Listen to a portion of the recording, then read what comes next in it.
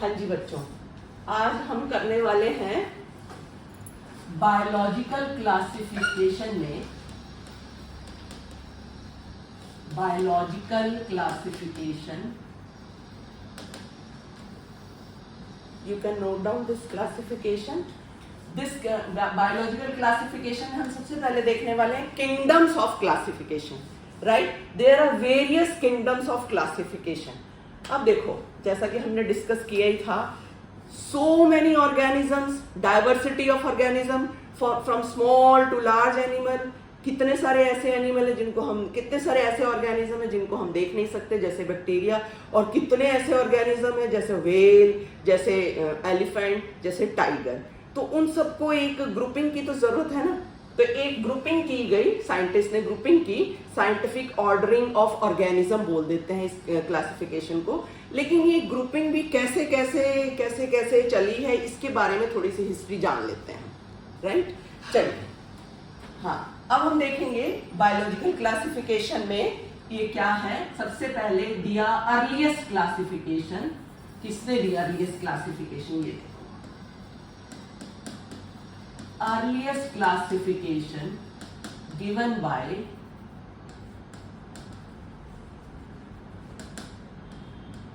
Aristotle, who is known as father of zoology. Aristotle, right? Aristotle divided organisms into two kingdom. मतलब उसने क्या किया, organisms को, सारे लिविंग ऑर्गेनिजम्स को डिवाइड किया, just plants and animals.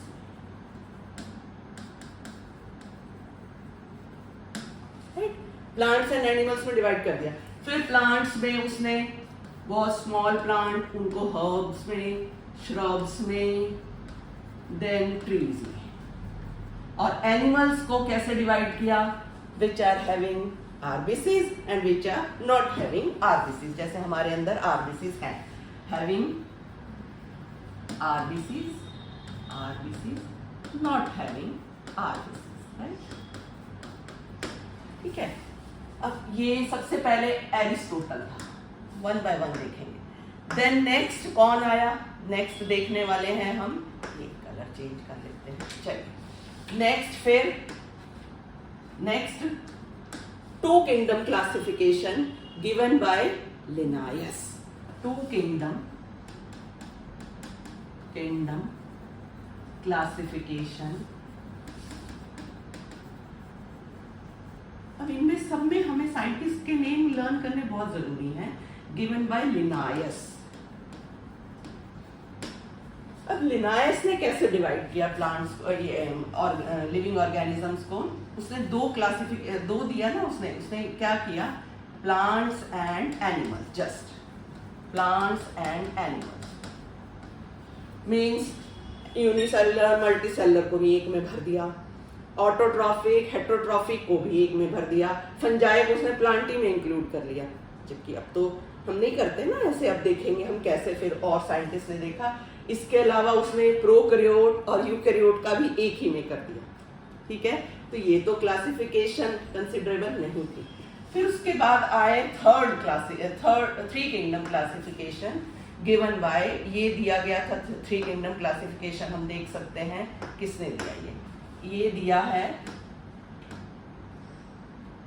Three kingdom. देखेंगे हम थर्ड पॉइंट थी three kingdom classification। It was given by Haeckel, CK। ठीक है, हेकल ने दिया। उसने क्या किया? प्लांट और एनिमल्स में ऐड कर दिया प्रोटिस्टा। राइट, उसने मतलब दो तो थे ही, प्रोटिस्टा ऐड कर दिया, protista which is having unicellular animals.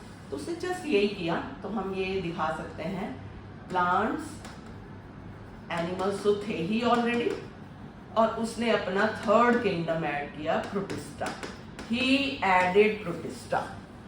Right, अब आइए फोर्थ में हम देख लेते हैं कौन सा किया। फोर्थ में हम ये देखते हैं, फोर्थ मतलब four kingdom classification. 4 kingdom classification. In this classification, इसमें साइंटिस्ट है Copeland. Right? Copeland added Monera to this 3 kingdom classification. New kingdom add करते गए. तो हम इसमें भी देखेंगे अगेन, ये प्लांट्स है एक तो, देन एनिमल्स, प्रोटिस्टा तो है ही है. उसने क्या किया, प्रोकैरियोट्स को सेपरेट करने के लिए एक और किंगडम ऐड किया जिसका नाम है मोनेरा. तो अगर आपको ये भी पूछा जाए who added Monera, Copeland. Who added Protista? Yeah, Protista is invented by Haeckel, right? Now, 5 kingdom classification. We will see this 5 kingdom classification किसने दी और कब दी, ये देखेंगे. 5 kingdom, 5th हो गया ना, 5 kingdom classification. This classification was most acceptable classification and given by just a second.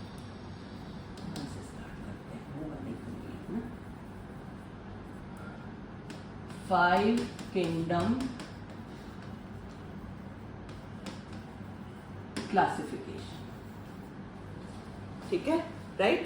अब इसमें देखेंगे हम इस क्लासिफिकेशन में किसने दी. सबसे पहले RH विटेकर ने. ये बहुत इंपॉर्टेंट है बच्चों, बहुत इंपॉर्टेंट है. इसको अच्छे से आप लर्न कर लोगे. इसके बारे में बहुत सारे क्वेश्चंस आते हैं, ठीक है, एग्जामिनेशन पॉइंट ऑफ व्यू से. RH Whittaker, who gave 5 kingdom classification, RH Whittaker. And in 1969, ये अभी बता दिया मैंने, वैसे बाद में कराती हूँ मैं. चलिए, उसने क्या किया, उसने एक और किंगडम ऐड किया, फंजाई. 4 तो थे ही पहले, तो हम ये बोल सकते हैं RH Whittaker added fungi to the 4 kingdom classification. कह सकते हैं ना, ये भी है, ये भी है, ये भी है, ये भी है. लेकिन उसका जो सिस्टम था क्लासिफिकेशन का, देखो, फर्स्ट किंगडम था according to him Monera, second था उसके अकॉर्डिंग प्रोटिस्टा, राइट? थर्ड में कोई भी लिख लो, फंजाई, या पहले हम यही लिख लेते हैं जो हमारे पहले से हैं, प्लांटी, एनिमेलिया, एंड 4th है ये. 5th one is fungi. Fungi मतलब ही separated saprophytic organism from this autotrophic and other heterotrophic organism, right? अब आइए, एक और आया है ये 6 किंगडम क्लासिफिकेशन,